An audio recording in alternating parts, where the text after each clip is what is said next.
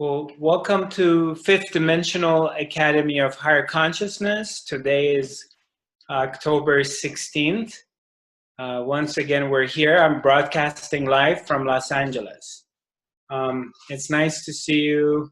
Lots of familiar faces and new faces. I welcome you all. As always, let's start with a meditation, and then for those of you who've been with me, I know you've heard me saying this before. We mute everybody because devices, when they're all on, they make funny noises. So we're just going to be muted for now. And then afterwards, after the meditation, you can either wave at me or just write in the chat box your question, and then we will talk about, and I'll try to answer your question and see if I can help you through whatever, if you're going through some challenges in life or you have any specific question regarding the nature of the universe and consciousness, and I'll try to answer your question to the best of my ability. Okay, so for the moment, we're just going to do a simple meditation. And the best way of any meditation is always like not to force anything to happen. Because meditation is not something you do, it's not an action. Although there is active meditations that we're doing active things, movements, to go into a meditative state. But meditation by itself is not something you do. It's something that it naturally occurs. And it happens to anybody at any time. It could happen. It's a phenomena that it's a part of the nature. Nature itself is in meditation all the time. And animals, if you look at them and you observe them, they're in a state of meditation. So human beings, because we have this agenda and we're in this kind of life right now, which is very fast paced, and we're always on go, go, go, and we're trying to reach to somewhere or to accomplish things. So we get caught into our minds, or we get caught into our emotions. And meditation, when we allow it to happen naturally, will bring us back into our center. And when you come back to your center, you come back home. And when you come back home, what happens, this center, this place that you call it meditation, it's a word. So we say meditation, but it's a space which is always here. It's a space that exists and it's always been here.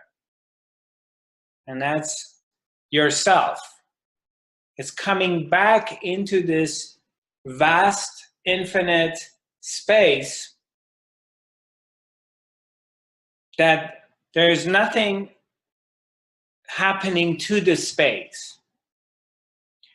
But things do appear within this space and disappear. Thoughts rise into the space and fall down. Emotions come and go. Bodies, people appear into it and they disappear.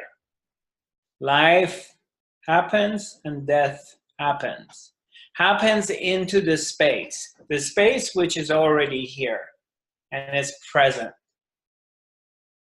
So the meditation that we do is basically to reconnect or to fall back. These are words again, because you can never be disconnected from it anyway, but I'm using words. But you fall back into the space. You fall back into the emptiness, the vastness of the being. And in that, what happens is peace comes. you become extremely peaceful because you're back home.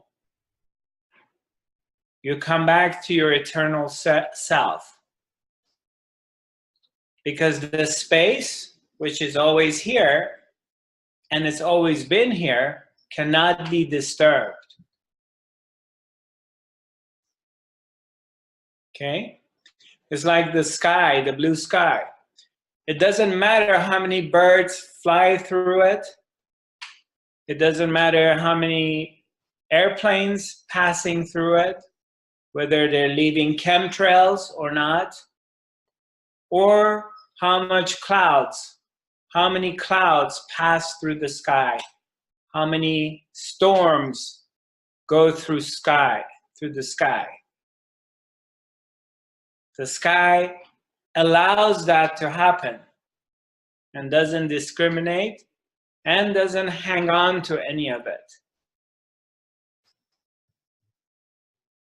So the sky remains the sky. After everything, all the birds and airplanes and the clouds and storms clear, the sky remains blue and untouched. So same thing here. The space remains the space. Consciousness is always here. And you are that. You're consciousness. You're the space. And it's infinite. And it's present. And it's here. So your thoughts and your emotions that you experience, they happen within the vastness of your being, within the space that you are. So meditation is to fall back into who we are. And that's why it feels good. That's why you experience being home. Okay? So what we do is simply, sometimes you've been with me and we've done a lot of different active meditations. But right now, we're just going to do something very simple, which is basically effortless. It requires zero effort to simply being yourself, to simply being a vast space without an idea, not having an idea, not doing a mantra, not doing any visualization, not doing any specific breathing, no ideas, no concepts. You're simply here. And what kind of effort do you have to put in to be simply here? You're simply here. You just close your eyes. If you want, you take a deep breath. And you sink in within yourself, in this eternal now, in this state of presence that you are. So go ahead, close your eyes, and just allow meditation to come to you. Don't try to make anything happen. Simply just allow it to be.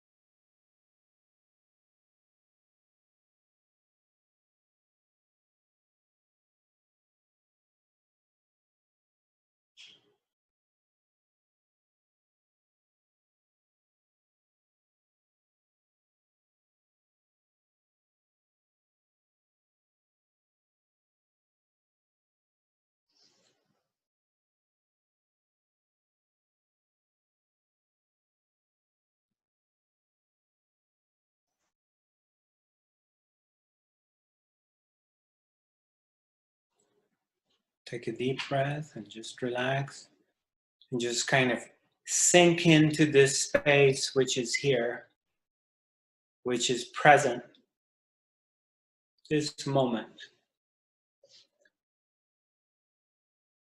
And be indifferent to your thoughts and your emotions. Just welcome them to come and go.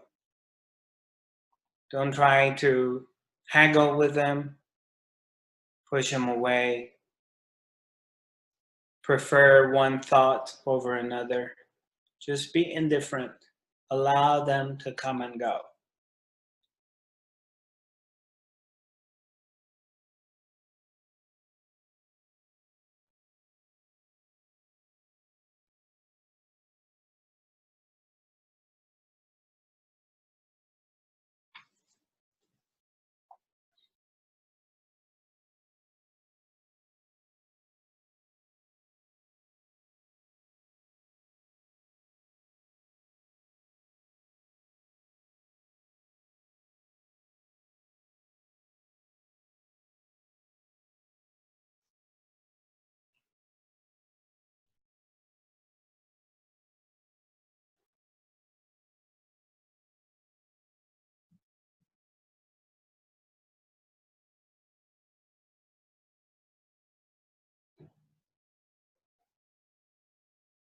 Yeah, the less effort, the better it is. Less is more. Sometimes in life, less is more. And you're simply here. You are available. You have not checked out. You're here.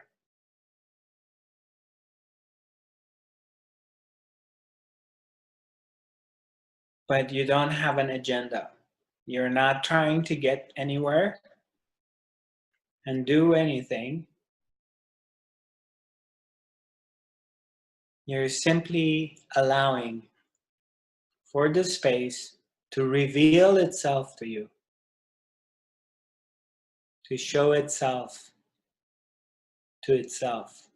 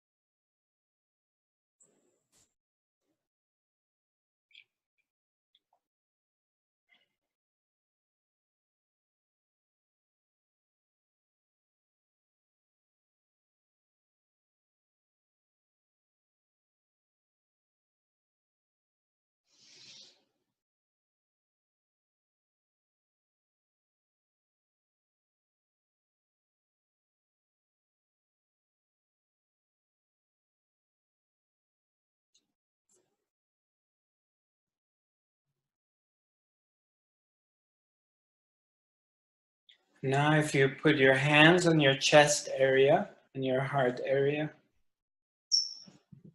and just see how you feel by holding your hands on your chest area.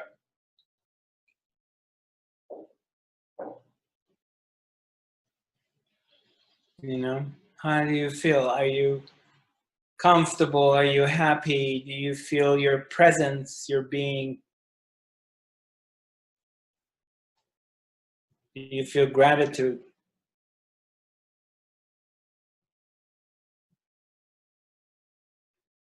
Are you anxious? Are you relaxed?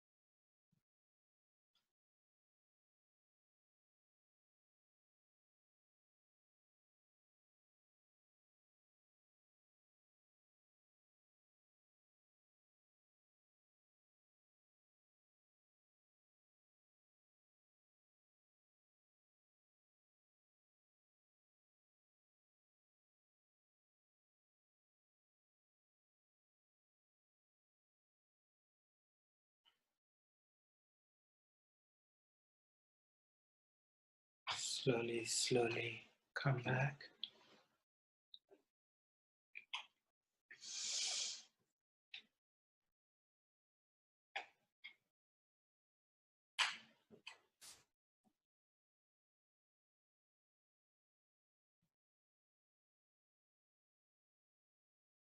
Come back here.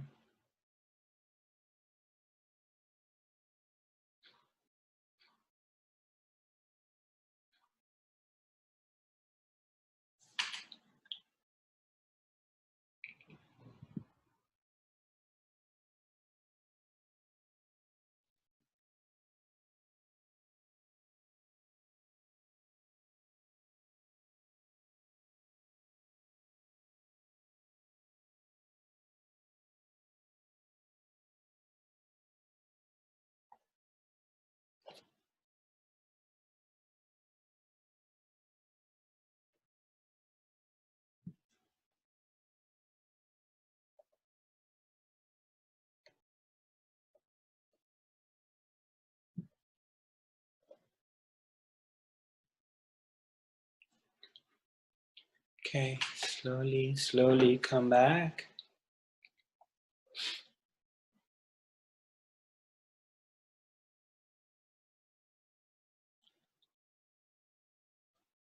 Anything anybody would like to report?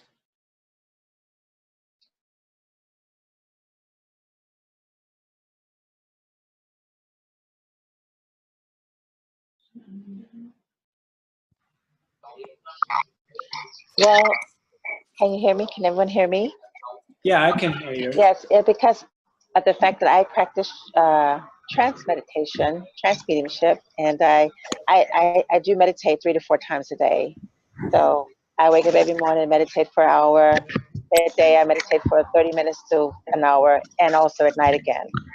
So third eye chakra and for trance.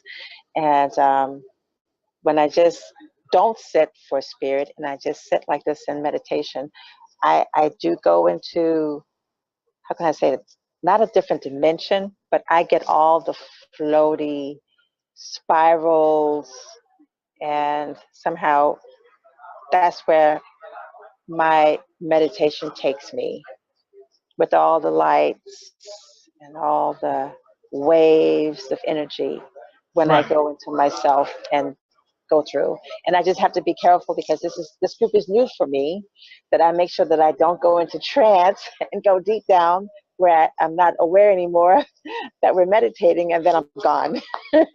Right. So try to Right. keep myself within myself and just enjoy the energy and the journey that it takes me when I'm going within myself, because I can't go very deep after a couple of minutes of closing my eyes, where I do see the waves, I see the spirals, I Right. see the energies, and I see all of this. So I'm trying to maybe not experience all of that and just stay within myself and not float away.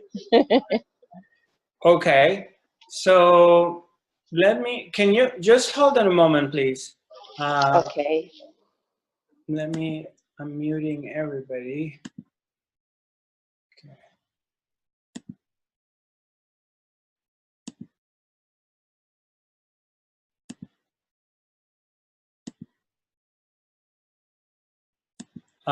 Shishi? Yeah. I muted, okay, all right, it's working. Okay, so are you having, is this a question or are you just sharing with me your I story? was just sharing with Right, me my experience. right. So my take is that, if you don't mind, is what happens basically is,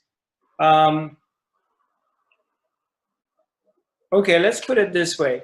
You've heard of the Sufi whirling, the Sufis, they do the whirling, the dancing, yeah? Yes. Yes. And do you know why they do that? They do the No. dance. No, it's an ancient Sufi way of losing yourself into the cosmos, losing yourself in consciousness, um, going beyond the ego. But what I mean by the ego And what I mean by losing yourself into that means to lose the identity that we have picked up as somebody separated from the source. Yes, yes. Okay? Losing attachment. So, Yeah. yeah, that I'm someone here, this is existence, and I'm separated from existence. So I am an independent entity separated from the source, which is only illusory because everything is a part of the source and consciousness. So what they're doing in that, when they're spinning, they lose themselves into to that. And that's one way of doing it. And or somebody may be using tantra sexuality, and in tantra they lose themselves. In the practice of tantra, they may lose themselves into the act of tantra. They lose themselves into the partner and into that, and they lose their sense of separation. So, and the same thing in meditation. In what you're doing is, you mentioned that, oh, I'm a little bit afraid I may lose myself, or I may disappear, Well, or yes, I'm concerned not to get disappeared. Yes, well, I knew that this isn't a trance mediumship group tonight that I'm in just meditating. So I need to make sure that, I don't start blending with spirit. And they've been around all day, and I don't want to blend with them in this group. You want your working mind to be around, yes, so you can function. I get it. I understand. I get it. Yes. I get it. But it was a beautiful experience. It's beautiful. It's always beautiful when I can just shut down and blank all the way out. Yeah, you disappear. I disappear, totally disappear. Yeah, your sense of separation disappears into the oneness. I mean, you are still here, but yes, not as a separate entity from totality. Not being separated, you lose that sense that you're in control. You lose that sense and you're dissolved. I get it. Thank you. Well, thanks for sharing.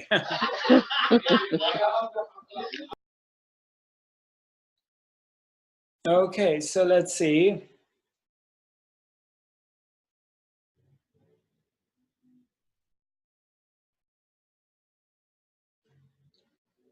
Okay, Paulina, let's yeah, hi Paulina, do you?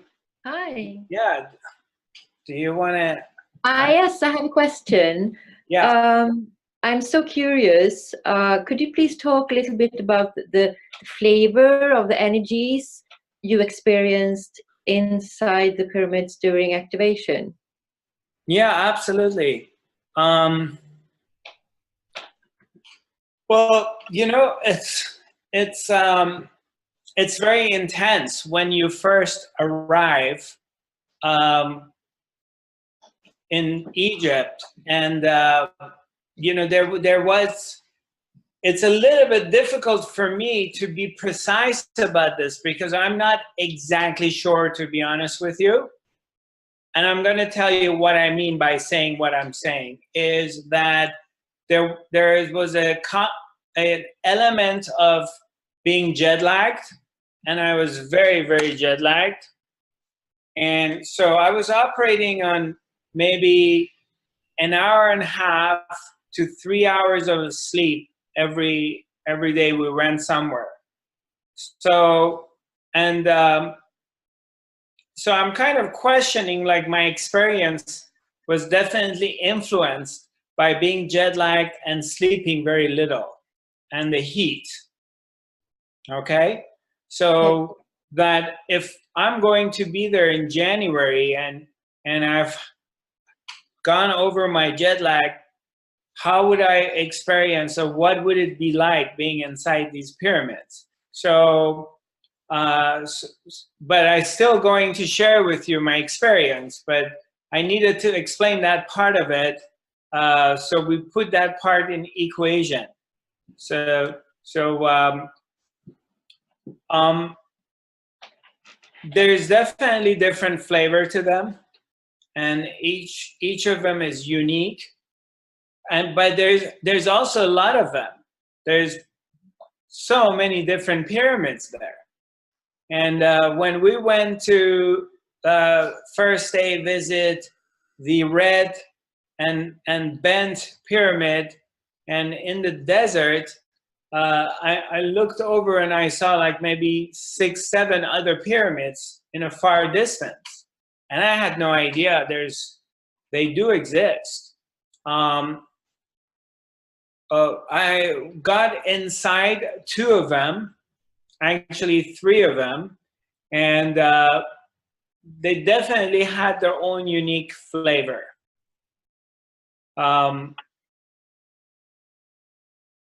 And the degree of intensity varies. So I think also, because I'm still digesting this whole trip, and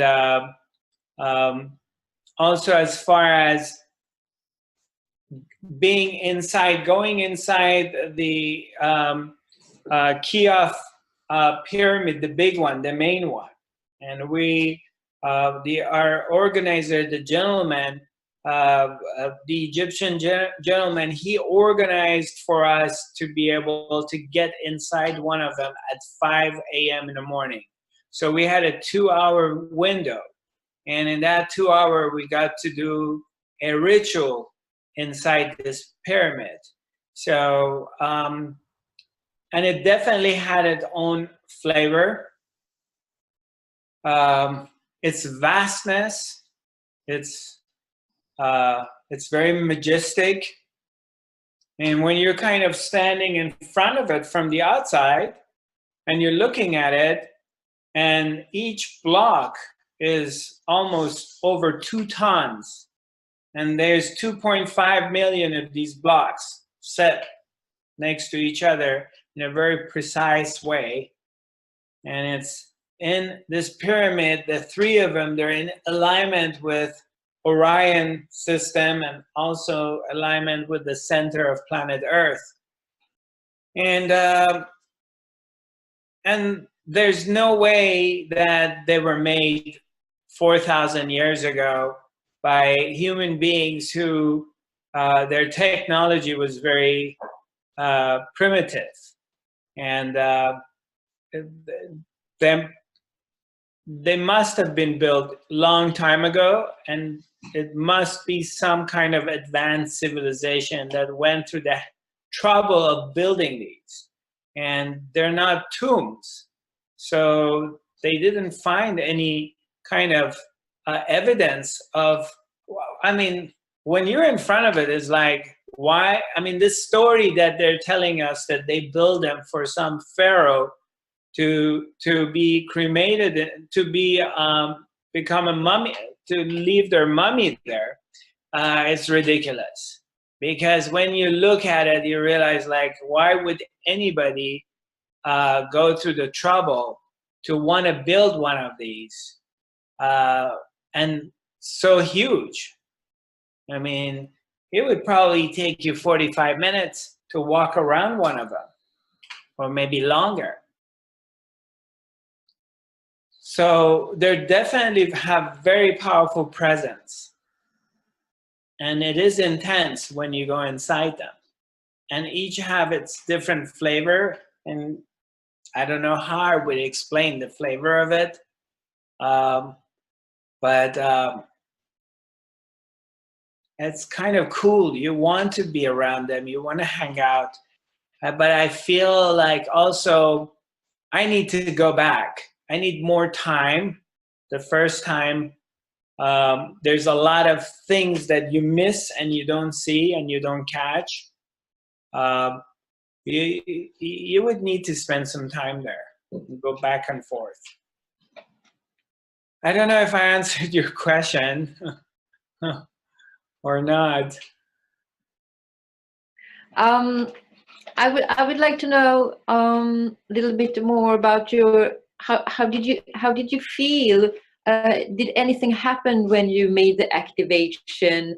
The energies, was it like a different feeling from when we are doing our ceremonies or meditations?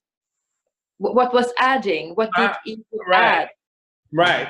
No, not really, you know, because long time ago, I realized that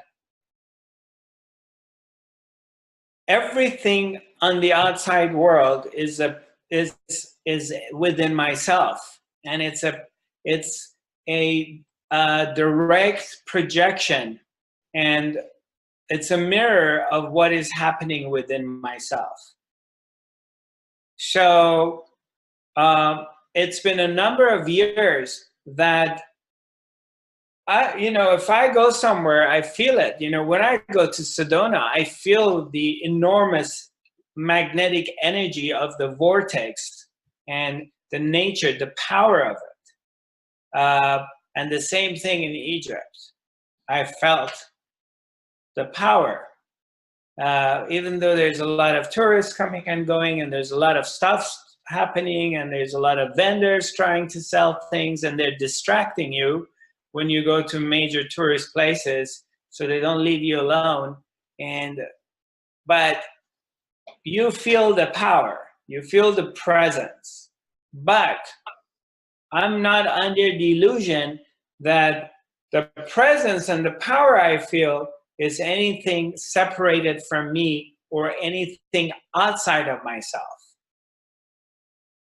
So I didn't feel like when we were in Ore and we did our work, and you go through different phases. There are times that you are completely the universe, which we all experienced.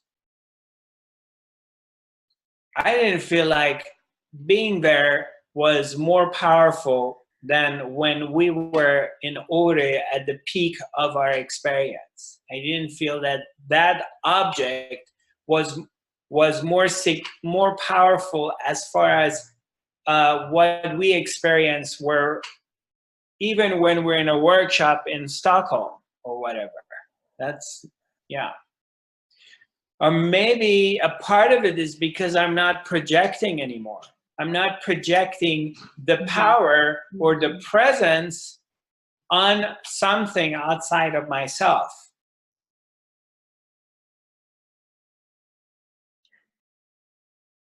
Is it making sense? Making sense. Yeah. Although I was expecting some kind of, fantastic story from inside the pyramids. Well, yeah, I mean, correct me if I'm wrong, that maybe like, okay, I'm inside the pyramid and I'm doing an activation and I get transported into this other dimension or in this other time, or I'm with other beings, that kind of sort of a thing, correct? Yeah, right.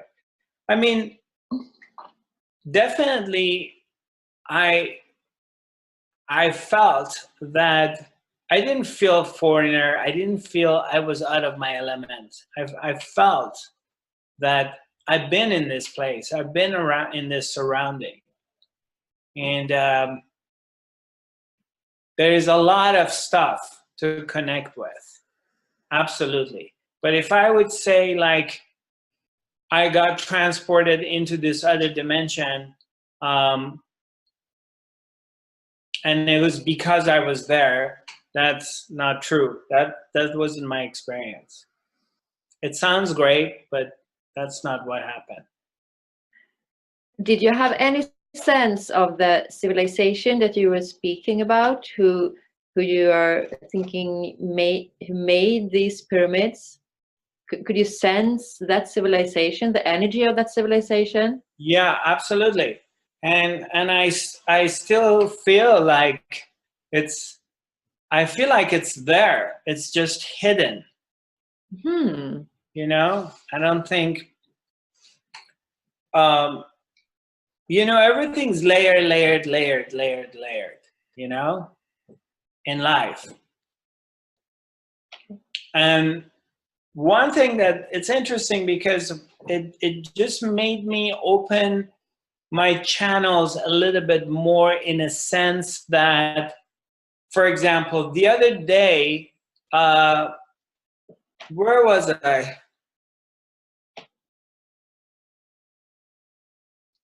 I was in a restaurant, and this African American waiter with dreadlocks and interesting looking, but you know, wearing a blue shirt and having a apron on. So he's a waiter, and then he walked in and he was serving, and I looked at him, and then I looked at him again, and it was like, oh my God. What happened is I realized that, wait a minute, these majestic beings, ancient beings are here, and I just saw one dressed as a waiter serving food, so they're hidden. So normally you don't pay attention, oh, it's just a waiter, okay, because it's not dressed in the costume. But I looked at him twice and I said, oh my God, this is a highly evolved being.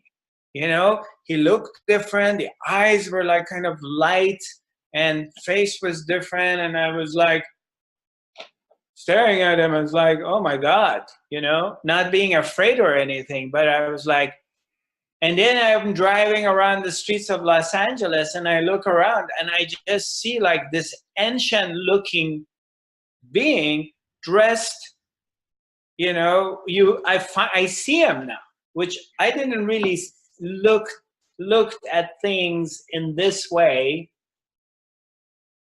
in this level before. And going to Egypt, it kind of opened up my eyes. Okay. Yeah, that nothing is really lost. It's all here, but it's hidden. And Okay. it's kind of changed its appearance, but the masters, the beings, the avatars, the guardians of the planet Earth or the universe, they hide themselves in the modern day looks or whatever, but they're all here. So in a way, it's like we're in very good hands, and there's nothing to be afraid of, and there's nothing to worry about Donald Trump or the blah, blah, blah, or the world's going to come to an end, or we're going to be lost, because there's so many enlightened masters, teachers, avatars all over, hovering all over this planet.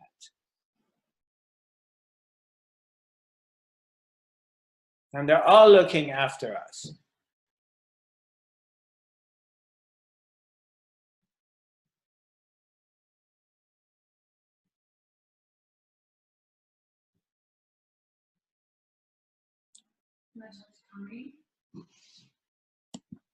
Yeah, I'll talk to her just 1 second. Hi, Mia. Hello. Hi, sweetheart. Nice to see you. Hello. Yeah, congratulations. Zarathustra. Oh, nice seeing you. What's the name of your little bebe? Michael. Your newborn? Michael Yeah. Hanuman. Michael. Okay, let's send big kiss to Michael. Thank you. I got Thank to you. see him. I got to see him for a moment. So. Oh yeah, he was with me. Yeah. He's in the other room now with his father. Yeah, so it's very interesting stuff you have to say about Egypt. I just couldn't help myself. I just had to say that, you know, the teachers, and you were saying all this about the teachers and the guardians, and I was like, well, you are one. You're one Well, of them. thank you. I Thank just you. had to say it. Yeah, thank you. Yeah, it's, you know, it's interesting, you know, and we get caught up so much into this world, this dimension, this reality that we live in, and it's easy to forget, and that's why we come back together. It's absolutely a necessity to have satsang. Satsang is the terminology in Sanskrit, means the association of the monks on the path, the coming together of the beloveds, of all of us who have this deep desire for freedom, this love of God, and this desire. We know down deep within ourselves that there is more than what appears to be in this life. And we're all in some ways, when we come across the shamanic way of life, we start remembering being a shaman. And being a shaman, you know, I'm referring to being the mystic, being the Sufi. It's all the same. Being the shapeshifter, and being the magician, the alchemist. That you use your alchemy, you use your magic, you use your power, and you use it in your daily life. And you may not even notice it or think about it till you come across the ancient wisdom and the ancient ones. And then you start remembering that, oh, wow, I know this, and I'm doing this. And it could be as easy as, I use different examples. It could be as easy as cooking food, you know, that all of a sudden you use your magic. You know, you're somewhere, you know, you have a friend come over and you unexpected, and all of a sudden you have a couple of friends and you need to make some food for them. They stayed longer. You don't have anything in your refrigerator. You haven't gone shopping. You open the cabinetry, you find some pasta, and then you find some olive oil and you find some garlic, and all of a sudden, you know, you cook the pasta, you chop some garlic, you put some olive oil and a little bit salt, maybe a little bit herb you find in the kitchen. You use your hand, you use your magic, and you make a beautiful, delicious dish with almost nothing. And you use your magic, okay? Or,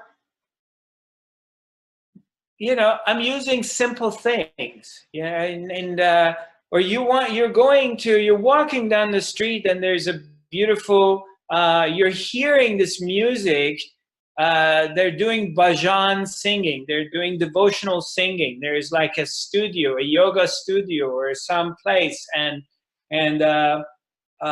something's happening there. It's juicy, you know, and you want to go in there, but you're dressed. You don't feel like you're dressed appropriately, and you put your hand in your bag and you pull out a nice colorful shawl that is from India, and you put your shawl around you and you put it in, and all of a sudden you fit in, and you walk in there and you sit somewhere and you join in and you're doing this devotional singing. You use your magic, you shape shift, you are an alchemist. You put things together. You adjust, you move, you know, you do healing work. Somewhere you come across someone and they have a toothache, and you put your hand on them and you hold them in your hand and their ache goes away. You know, you'll use all these powers, all these different things it's in your arsenal, and you've done it before. But we come together in this way because we're the lovers of the truth. And we reflect this with each other. And we remind each other. And then the gateway opens up and you go to a place like Egypt. And of course, it's a known place, but these ancient places, I mean, I don't really look at them necessary that they are in a geographical place on the planet Earth.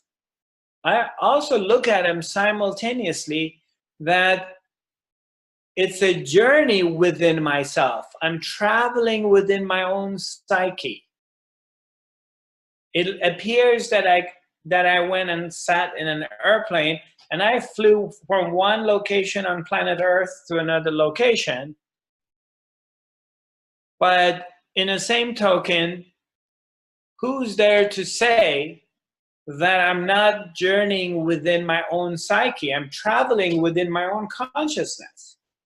And I'm going to this ancient place, which is within myself. Or maybe simultaneously both of them do exist. We don't know. We're opening our minds to possibilities of the infinite universe, that anything can happen at any moment. Just one moment, please.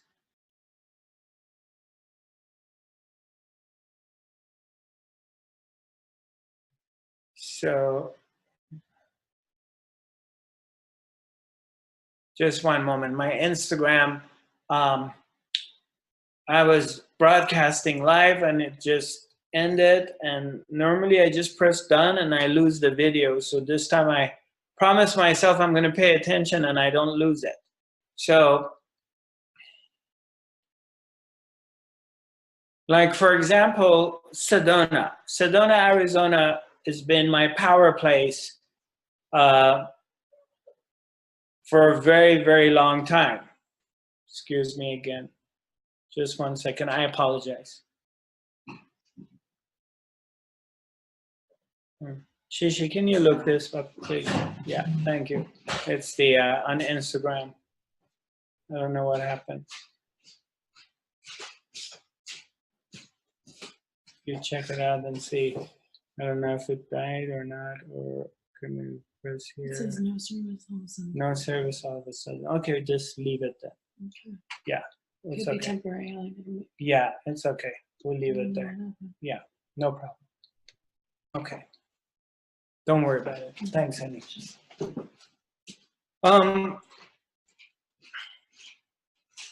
It's, you know, there's different levels of looking at these things. You know, it's like, it's not, I mean, when you think about it, anybody can go to Egypt. I mean, you buy a ticket if you can afford it. And if you can take a week off or 10 days off, you get in an airplane and go to Egypt, for instance, okay? So, but in a way, I don't look at it that way. I look at it, the places like going to Egypt, going to India, okay? Going to Sedona, Arizona. I'm talking about the power places that I know. I mean, there's a lot of power places, but the ones that I'm aware of. Or going to Mount Shasta. Or going to Abadiânia, where John of God is in Brazil. The few power places that I'm aware of in this life that I've lived. And they have to, they've been there, they're there. But it's kind of like an invitation. You have to be invited to go to a place like Egypt. And Egypt, it invites you, and then everything comes together, tack, tack, tack, tack, tack, tack. Things fall into pieces, and you're invited, and you're drawn and you make it there. India is definitely one of those places, in my opinion. It's a powerful place. It's an ancient land. And I don't know anyone who've been there. I mean, it's not an easy place. It's a tough place. It's probably the toughest geographical places that I've gone to because of the way it is. It's chaotic, it's dirty, it's polluted. People could be all over you. They could be bug the hell out of you unless you get off of the tourist path and you're in villages or somewhere that is more relaxed, and then you're left alone. But it's not an easy place.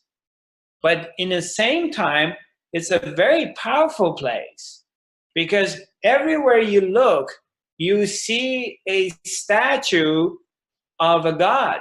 You see the reflection of silence. You see the reflection of stillness. The statues, the pictures, the incense, the prayers, the colors. It's in your face all the time. So, and the spirituality and the gurus and the teachers, and so much of it is there. And the same thing in Egypt.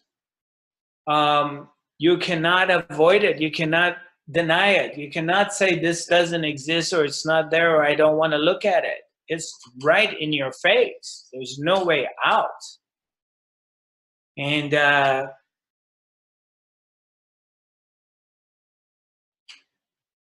but is it more holy? Is it more sacred than this moment right now? Do I find being there more sacred than being here?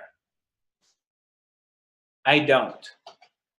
There is nothing more sacred than here, right now, this place. Right now, in this place,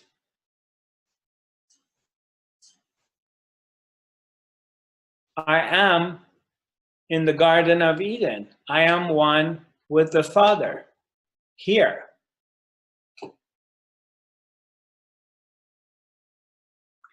So discovering this, then you will have a different point of view when you go to these places. Because you're not projecting your power, you're not projecting the truth of who you are on a place anymore. It's not the place that's going to give it to you. The place will reflect it back to you. Reflect back to you what you already are. Like when we go to Sedona, to me, it's one of the most powerful places that I've ever been in my life. It's pure Shakti. It's energy. I mean, the place is vibrating. It's going like, whoa. Egypt was like that too, being in Cairo. Our hotel was facing the pyramids. I couldn't sleep. It was so much energy. But there's also 30 million people in the city.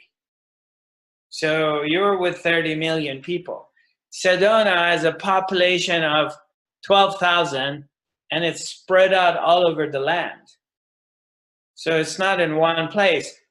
But when I'm there and, you know, I'm sleeping at the bottom of the Thunder Mountain, I can't sleep. Because the place is buzzing. It's like a generator is going like, zzz. You know, it's like this generator happening. And of course, you walk out during the day, you look around, and it's a red. Everything's red. Red land, red soil. And all these green trees and little little pine trees all over the red land. And then at nighttime you get out and the sky is high desert. So you look up and it's like stars are about to fall on your head. you kind of like, oh my God, they're gonna fall on me. And because it's Milky Way just goes right over it, and the air is extremely fresh.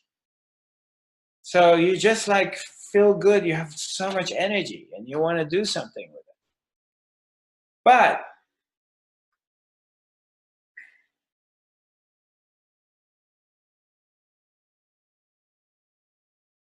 knowing all of this,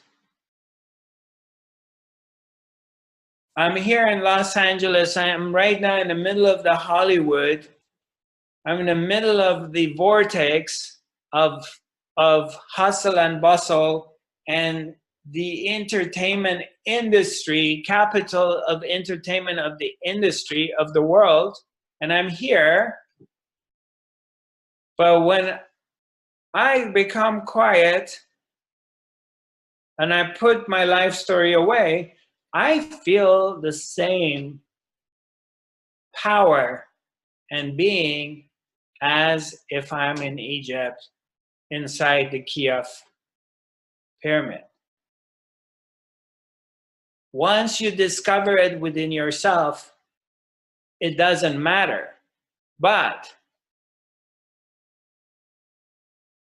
it's also amazing to go to Egypt to be reminded of also who we are, of what we're capable of, and what we have done.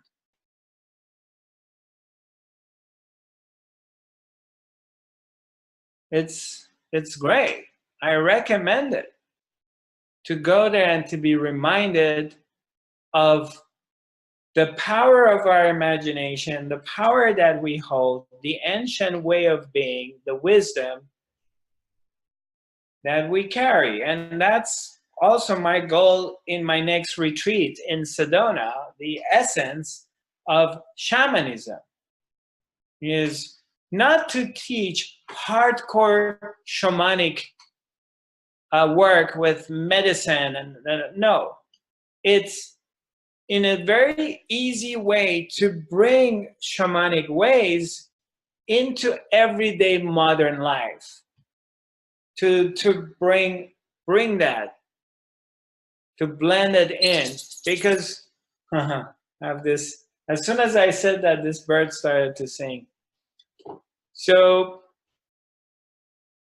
bringing our ancient shamanic ways into our modern day life, to blend it in. And still live the shaman and stay true to ourselves, but incorporate it in the modern custom. This is a modern custom. When you still have to pay your bills, you still have to use your mobile phone, you still have to use your computer, you still have to go pick up your kids from school. You got to deal with the modern world because you're in it. But the shaman is a shapeshifter.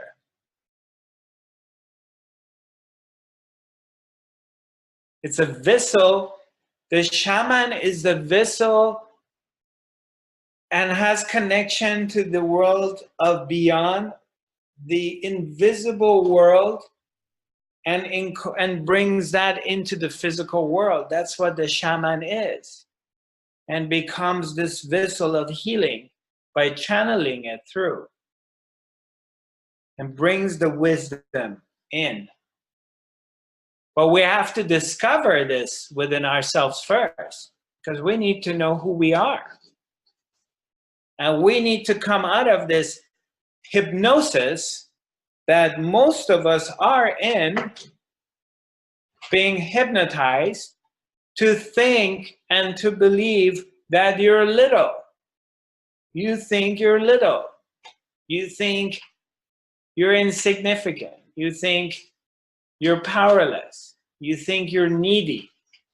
Because we're so caught up with our emotions. We're so caught up, oh, I feel like, oh, my feelings are hurt, or my mind you know, I need some healing because my heart is broken and I've shut down my heart and I can't open my heart to love. I need healing. You know, we've become so little. Your heart can never be broken, no matter what happens. And your heart doesn't need any healing because your heart is beyond that.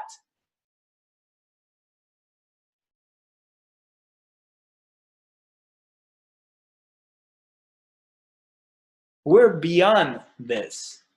And yes, it's great to go to Egypt. It's great to go to Sedona. It's great to go to these places to recognize your own vastness of that you are, this is also who you are. Because yeah, when I go to Sedona and I'm there, and I go to my power places and I'm just sitting there, you know, I'm sitting there, I'm not doing anything, I'm in meditation, I just sit there and I'm looking at this majestic nature and I'm blown away. I'm blown away of the beauty and the power of this place that is emanating.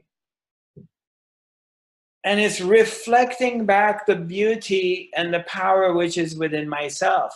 It's the mirror. It shows me this is who you are, Zarathustra. Don't forget. Don't go back in the city and forget who you are. And don't get caught into the world of trying to make some money and you're chasing and chasing the dollar because you have to make the money. Of course, you have to make the money to pay your bills. So you go back into the rat race and then, or get caught into this emotional game of, oh, she's not paying attention to me and she didn't text me back, or she doesn't love me, or all these things that happens in your mind, you know, or they didn't, those girls got together and they didn't invite me to their birthday party and I'm really hurt because I'm not invited, blah, blah, blah, blah, blah, this blah, blah, blah happening in the head. Or poor me, you know, I had a tough childhood, poor me, you know, nobody loves me, and then, you know? So you get out of that and you go to these places, you get a perspective. And with the right teaching and guidance, and then you recognize yourself and you come back to your power and you realize, oh my God, I am beyond this.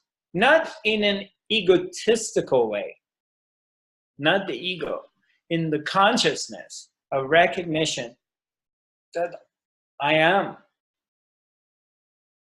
I am. And you come and get collected and come back here. So yeah, in some ways, I highly recommend it. And thanks for bringing this, Paulina, because this was great. You opened up a great conversation. And I want to go back to Egypt, definitely. And also I found off of the tourist path things that I really like to do. Like, you know, I discovered about the white desert. I do want to go with the Bedouins in the desert, go travel maybe on a camel or foot or a car for 2-3 days, spend the night in the middle off of the tourist path. I want to go and spend the night. I want to wake up and I want to see this beautiful sky at night. And I want to wake up in the morning. But it's off of tourist path. And there's so many hidden gems in, you know, you go to one section of Egypt, it's getting close to Sudan. So now it's becoming more like Bedouins and tribal and more African and African gods and stuff like that. And then, you know, you're on the other side and it's the Egyptian. And then, you know, you go by the Mediterranean and then you're getting to this beautiful beaches of turquoise water and with crystal, beautiful, clear ocean. there's a lot of gems in that area that I like to discover, which it was just getting a taste of it. And I'm blessed and I'm lucky that I had that opportunity to taste it. And I do want to take my friends and invite you all and take you to these very powerful places, but not being under delusion that the power is outside of you. It's within yourself. We want to remember this.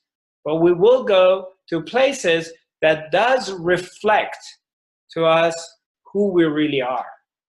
So we remember, like when we were in Ore, we remembered there who we are. And in that remembrance, our lives changed. But it's not Ore that's going to change your life. It's your openness and willingness of being in the right environment so to transformation to take place. And that's what I like to do, creating the right environment for you so transformation can take place, because it's all about the environment. It's to create the environment so the seed can grow.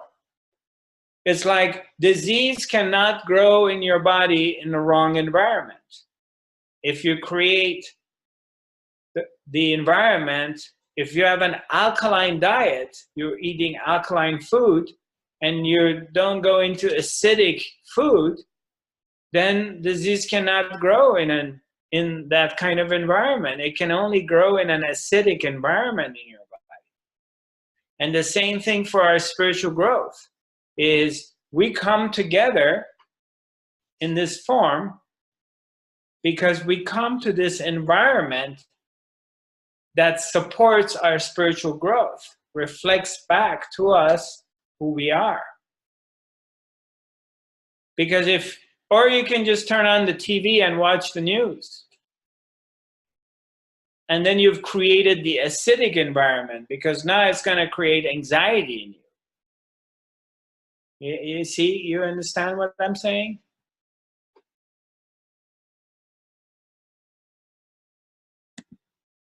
Hi, Karen. Did you want to talk to me? Or no?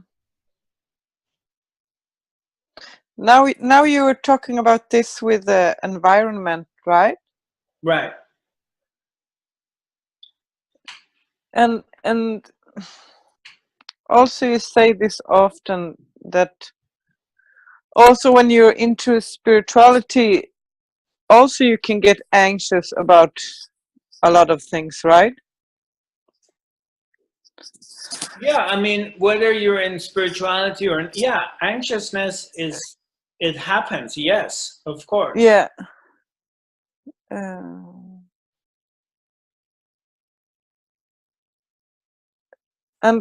I feel a lot of, for me it's always double. I have this really strong belief that everything is well, but at the same time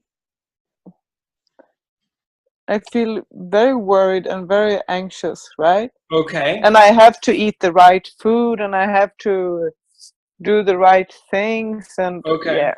Right. Yeah. Right. Okay. So what you're saying is very valid, because a lot of people do experience that. So I'm glad you brought this up. This is wonderful for all our listeners. So there are times that you get anxious, you're worried, maybe I'm eating the wrong food, I'm not eating organic, I'm not eating alkaline food, I'm putting poison to my body. Yeah? Am I right? Yeah, I try to eat healthy. Yeah. Yeah. Yeah, and I'm right, exactly. So it's nice, of course, it's good that we're bringing awareness to food. We're bringing our awareness, and we're breaking the chain of unconsciousness. that what the corporate world has been feeding us, which is junk and a lot of sugar and food that makes us sick. And that's absolutely vital to become aware of that, because you need to take care of yourself and you need to take control of your health, because nobody else will do it for you, and majority of people don't know anything about it. So we bring our awareness into this area, and as we bring our awareness into this area, now light is like putting a flashlight on a dark corner of somewhere. You're in this room and you put your flashlight on it so you can see the dark part. Now, once you put light on the darkness, then that area is being seen. Okay, so you're having your flashlight, you're looking around, you're looking at this dark corner of a room that's been filthy and dirty and it hasn't been cleaned for a long time. But now you're putting light on it. Just by putting light on it, the filth doesn't go away. It's still filthy. But now it's not hidden. You're aware of it. You can see it.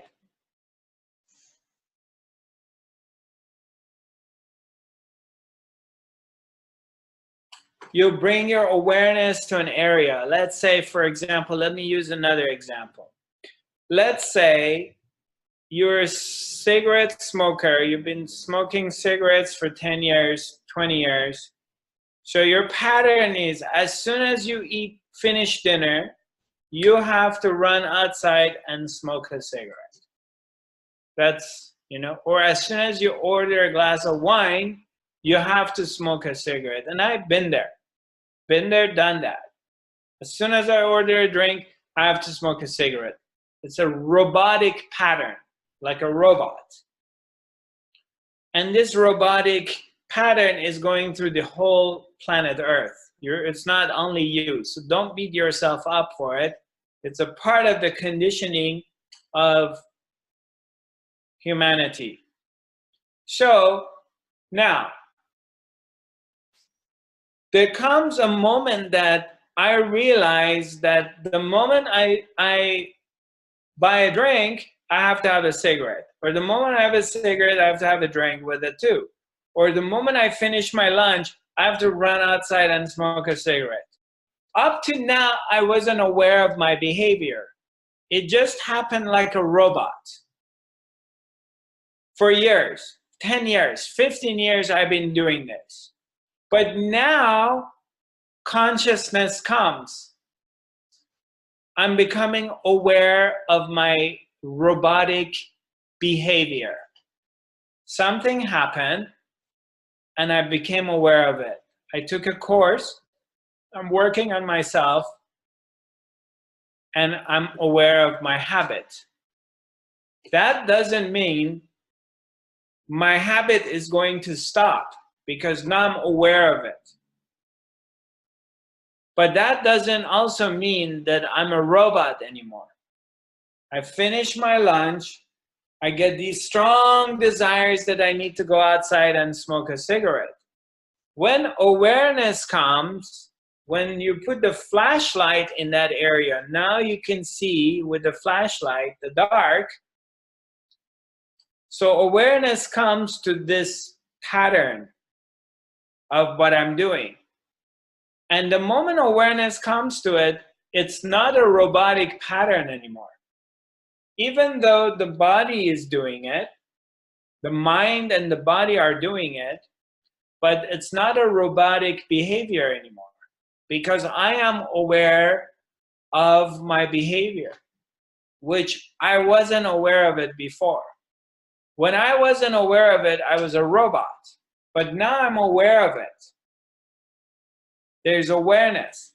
And then say, okay, when I finish lunch, I go outside because I need to smoke a cigarette because it's in my pattern now. But I'm aware of what I'm doing. I am aware that after lunch, I'm going to go outside and smoke a cigarette. I have awareness of it. It's different now.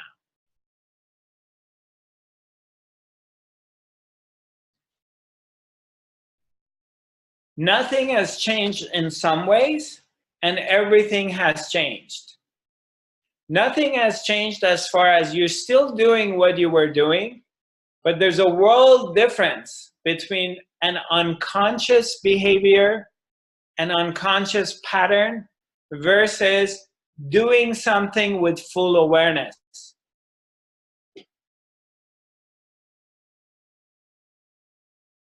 They're totally different. Now, let's go back to what you said.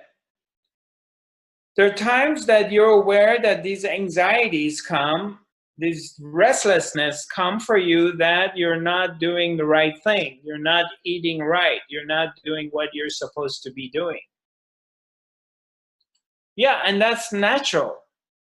It's okay if you get restless or you get a bit of an anxiety panic or whatever, but you're aware of it. If you're aware of it, then you know something's rising within the space and it's going to fall back. There's an awareness of it. And in that awareness, you allow it to happen. Let the anxiousness come. It's okay, be anxious. But in the meantime, you're aware that you're anxious.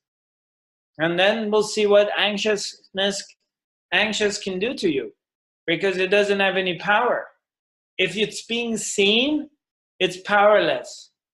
It only has power when you're not seeing it and it's ruling you.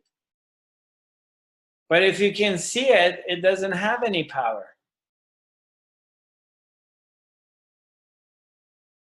We can talk about this more in details next time. Well, there's no next week. Next week I'm flying to Stockholm, but we can do it at our next academy. And I haven't really thought about when the next academy is going to be. Let's see. Next Tuesday, I'm flying to Stockholm, and Tuesday after that, we're having. Yeah, I have a group healing event. November 6th. Well, we'll figure out the next academy, and we'll put it out. How's that? I'm going to figure out when we will do the next academy, and I'll make an announcement.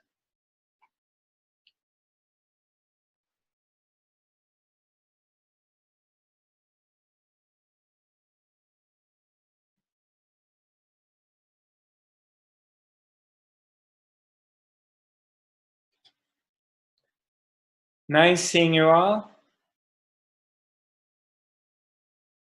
Some of you, I mean, I believe I'm going to see most of you. So I'm looking forward to seeing you.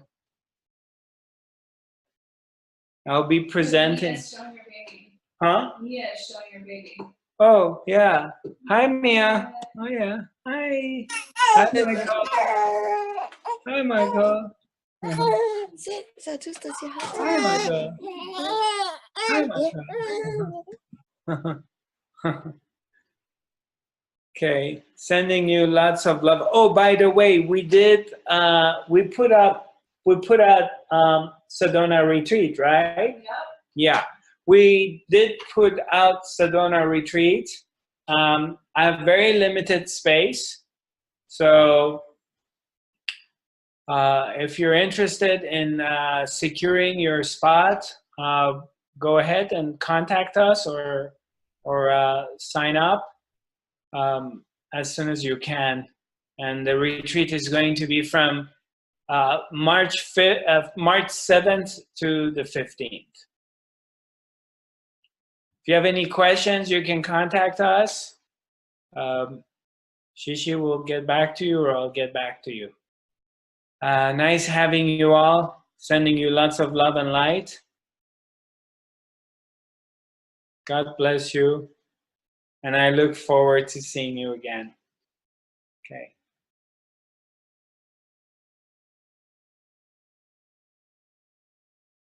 Namaste.